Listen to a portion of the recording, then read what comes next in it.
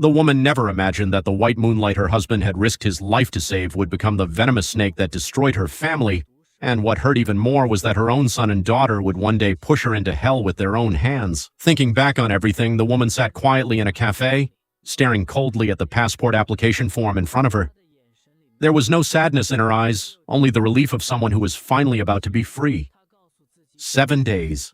She told herself that in just 7 more days she would finally leave behind the prison that had trapped her for 10 years. But at that moment, her husband's white moonlight arrived, carrying a luxury designer handbag worth millions, and proudly showed it off. Every word that came out of the scheming woman's mouth was as sharp as a knife. She mocked the wife for being nothing more than a childbearing machine, claiming that aside from the title of Mrs. He, she had absolutely nothing. However, the woman calmly pushed a divorce agreement across the table. As long as the scheming woman could convince her husband to sign it, she was willing to hand over the position of Mrs. He, the future wife of the richest man, without hesitation. She thought letting go would finally bring her peace, but fate had other plans. That very afternoon, she received a call from the police station. Her husband and the other woman had been caught together in a hotel room. To make matters worse, the police demanded that she, the legal wife, come and pay the bail money. Standing outside the police station, her husband showed not a single trace of guilt.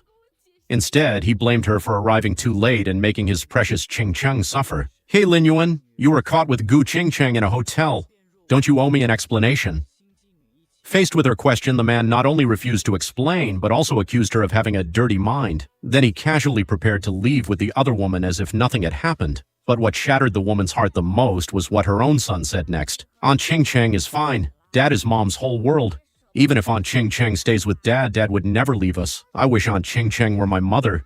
That way, even if they got caught together, nobody would misunderstand them." After everything that happened, the woman's already wounded heart completely broke apart. She stopped being the wife who woke up early every morning to prepare breakfast. She stopped ironing every piece of clothing for her children. She turned off every alarm clock and began waking up naturally beneath the warm morning sunlight. When her son questioned her and her husband criticized her, she simply replied, "If you can't wake up, set your own alarm. If your clothes are wrinkled, ask the maid." Even when her husband suggested letting his white moonlight move into their home, the woman merely sneered and agreed. After moving in, the scheming woman deliberately acted kind toward the 2 children. She spoiled them with attention and affection until they happily served her tea and did everything they could to please her. They completely forgot who had personally chosen fresh vegetables every day, just so they could eat healthy meals. But an even crueler scheme was waiting. The scheming woman intentionally bought a peanut cake despite knowing that one of the children was allergic. When the child suffered an allergic reaction, she immediately blamed the woman and claimed that the mother had fed it to the child. The husband instantly lost control.